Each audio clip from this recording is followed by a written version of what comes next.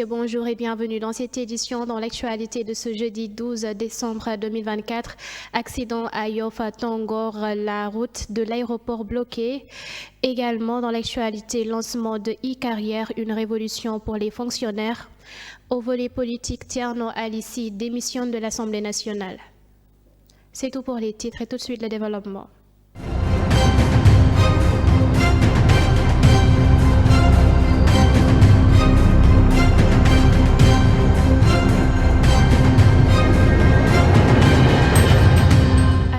Donc, un camion a percuté hier la passerelle de Yoff Tongor. Il n'y a pas de victimes, mais des retards importants. La circulation est coupée dans les deux sens. Allons regarder les images de l'accident.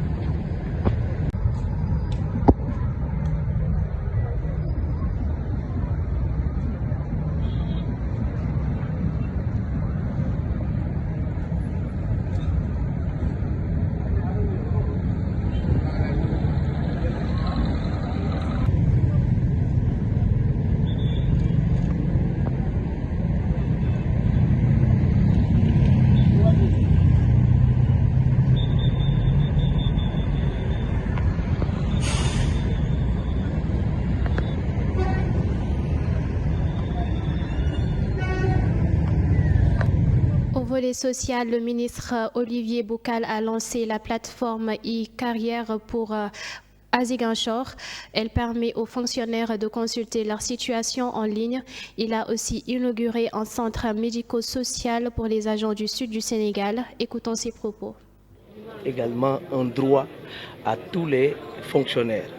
Donc aujourd'hui, nous venons de poser un acte qui vient concrétiser cette vision et volonté de l'État à aller vers les citoyens, d'être beaucoup plus proches de nos concitoyens pour leur servir au mieux. Donc nous venons de lancer l'antenne de la région sud du Sénégal pour leur éviter les désagréments de déplacement vers l'antenne de Dakar. Parce qu'il faut dire que le centre médico-social de la fonction publique n'était situé qu'à Dakar et dans les sphères ministérielles. Et depuis quelques années, nous avons entrepris donc de le décentraliser vers les autres régions pour faciliter l'accès. Et aujourd'hui, nous sommes installés à Kaolack et nous venons aujourd'hui donc de nous installer à Ziguinchor pour continuer à servir au mieux nos concitoyens. Nous continuerons à cibler les pôles territoires, les différents pôles territoires, pour abréger en tout cas ces distances qui handicapent un peu les travailleurs, aussi bien les travailleurs que les institutions qu'ils servent. Donc il faut dire que le droit à la santé participe vraiment à la productivité des agents. Si un agent qui est malade, vraiment ne peut pas délivrer un service public de qualité. Donc c'est pourquoi l'État met en place un dispositif qui lui permet non seulement d'anticiper, parce que le centre médical fait dans la prévention et donc anticipe sur les maladies et permet à nos concitoyens, aux travailleurs de l'État, de pouvoir être en bonne santé et leur famille et délivrer le service public comme il se doit. C'est une révolution puisque nous, on va dire presque 90% des visites que nous recevons au niveau de la fonction publique concernent des agents qui viennent s'enquérir de leur situation administrative. Avec cette plateforme, aujourd'hui, nous allons, les travailleurs de l'État vont pouvoir, à partir de leur téléphone, télécharger leur situation, s'enquérir de l'état d'avancement de leur projet de carrière. Donc ça veut dire que ça vient révolutionner un peu le système et on n'aura plus besoin d'appeler ou de se déplacer jusqu'à Dakar pour venir s'enquérir de sa situation administrative. Donc cette plateforme c'est pour les travailleurs, c'est pour nos amis enseignants qui souvent sont confrontés à ces difficultés puisqu'ils ils servent souvent dans des zones les plus reculées du Sénégal et ont des difficultés donc de se déplacer.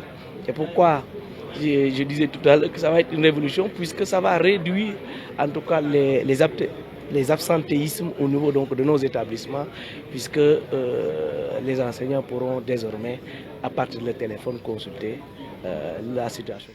L'actualité politique à présent, Tierno Alissi, suppléant d'Abbas Fall de la liste de PASTEF, a démissionné de son poste de député. Il avait été installé lors de la formation des commissions de l'Assemblée nationale.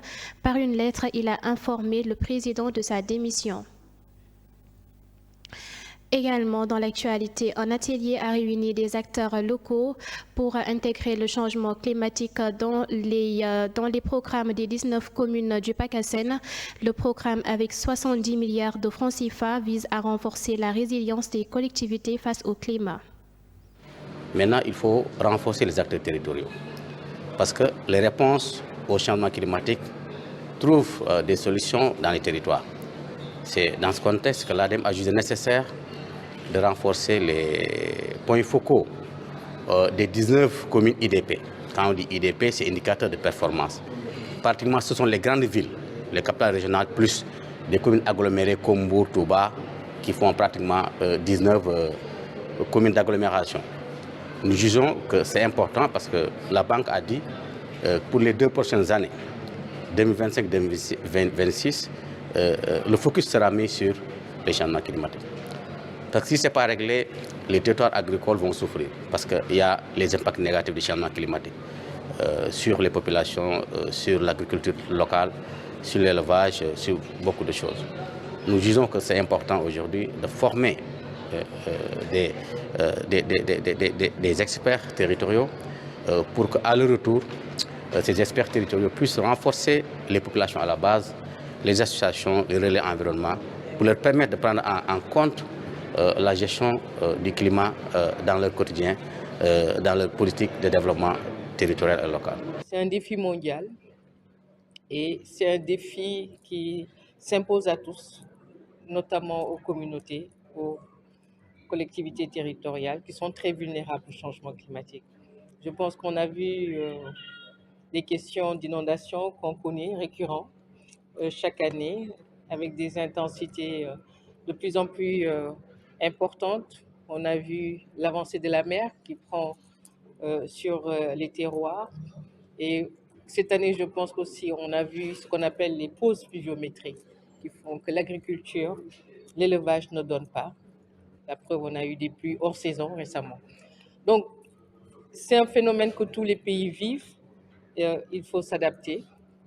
Et il est heureux que l'ADEME, avec ses partenaires, puisse voir comment continuer à appuyer les terroirs en prenant en charge cette question qui est quand même, comme je le dis, un défi.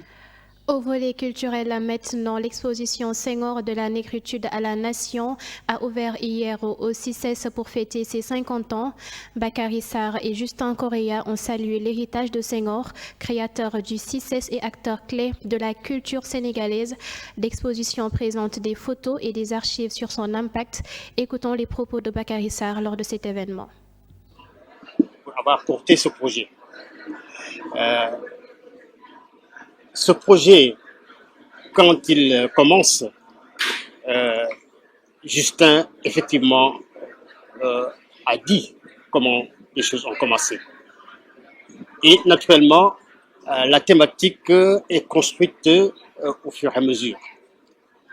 Mais dire tout simplement que la thématique nous replonge 50 ans en arrière, mais également beaucoup plus en profondeur. On peut remonter même à 1939, lorsque Senghor rédige ce fameux texte qui s'appelle « Ce que l'homme noir apporte ». La question nègre pendant cette période-là, on l'appelle comme ça, se posait en métropole. Les débats sur l'avenir des relations entre la colonisation, les espaces colonisés et la métropole battent pendant cette période en métropole. Senghor rédige et en même temps lit un certain nombre d'intellectuels. Toute sa cartographie intellectuelle commence à ce moment-là. Il lit Théard de Chardin, il lit les grands africanistes de la Fosse, il lit un ensemble d'intellectuels qui construisent justement sa cartographie intellectuelle. Mais en même temps, il est dans un combat pour la valorisation des peuples noirs, avec naturellement tous ses amis de la négritude, Césaire et autres.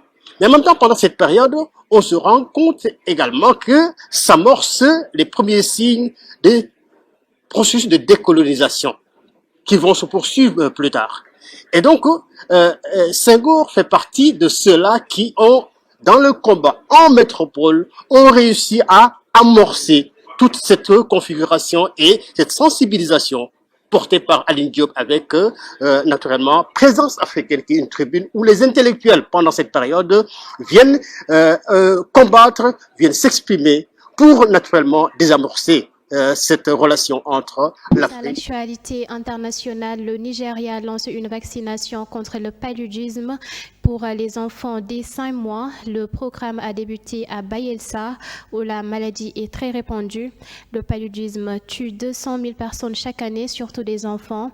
Les autorités veulent combattre les fausses informations et produire plus de vaccins. L'actualité sportive à présent qui va clore cette édition. Le comité d'organisation des Jeux olympiques de la jeunesse de Dakar 2026 a visité le mercredi 11 décembre 2024 plutôt, le stade Iba Mar Diop et la piscine olympique. Les travaux sont à 15% et seront terminés fin 2025. Le stade accueillera l'athlétisme, le rugby et la boxe. La piscine aura 3 bassins et 202 000 places. Écoutons les explications de Salioussine. De technologie Myrta pour pouvoir les remplacer avec de nouvelles parois qui vont prendre en compte tous les éléments nécessaires qu'il faut. Il y a aussi les travaux de sondage qu'on est en train de faire qui sont à 70% sur le site et qui vont être finalisés cette semaine. Au niveau de la piscine olympique, comme vous le savez, qui fait partie de ce qu'on appelle le master plan des sites qui sont prévus d'accueillir les compétitions pendant les Jeux olympiques de la jeunesse.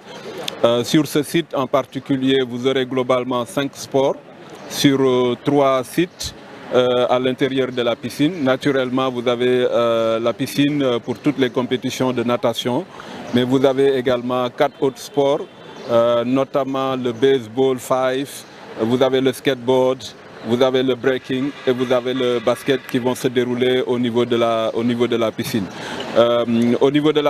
Pour les épreuves de natation, vous avez à peu près 328 athlètes pour environ 14 disciplines qui vont se dérouler pendant la période de compétition.